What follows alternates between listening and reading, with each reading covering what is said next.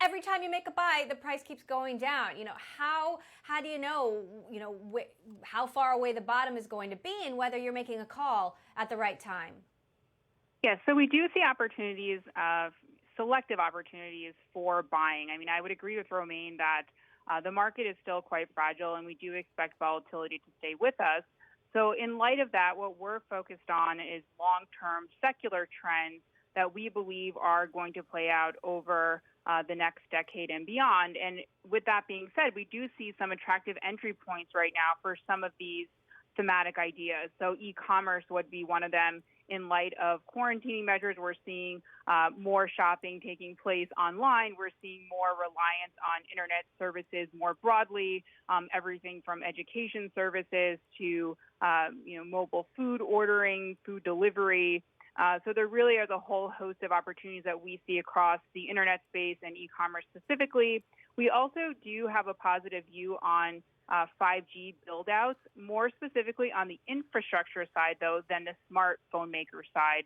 We do see really attractive valuations on the infrastructure side, so that would be network equipment companies and some of the tower companies as well. So our overarching view is that if there are long-term trends that we see developing, this is a good time to get exposure for investors that do have some risk appetite right now.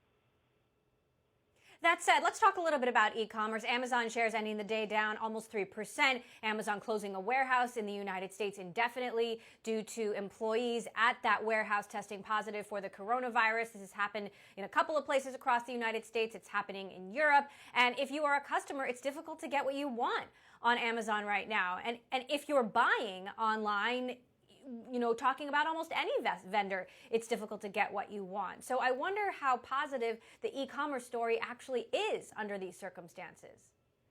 Sure. I would say it's certainly not immune. But that being said, we have seen a pickup in demand and activity. There is a lot of differentiation, though, within e-commerce that I would point out. So we've seen the larger players do better during this period, but e-commerce players that are focused specifically, especially in apparel, as you can imagine, a lot of people are staying at home these days, so there isn't a lot of demand for new clothes. So we've seen some of those online retailers struggle.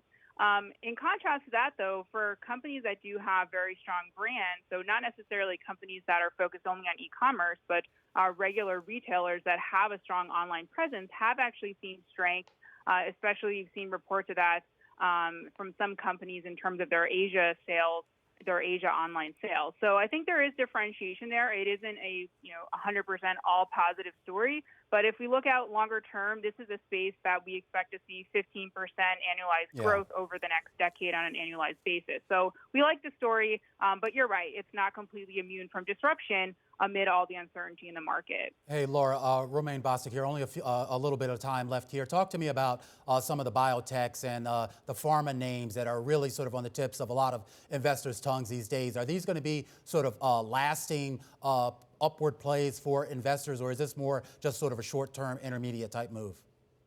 Well, I think it really depends on the specific company. Of course, in the biotech space, there's a lot of idiosyncratic risk. One area that we are focused on is genetic therapies. There's been more focus on genetic research in general, as some of these techniques have been used to better understand the coronavirus. But over the long term, we do expect to see an increase or increased success rate for some genetic therapies. We have seen proof of concept in treating certain genetic disorders. We've also seen increased regulatory clarity in terms of FDA approvals. And finally, we've seen interest from larger biopharma companies in investing in this space. So we've seen a pickup in M&A activity. So within that, the biopharma space and biotech, genetic therapies is an area that we've been focused on.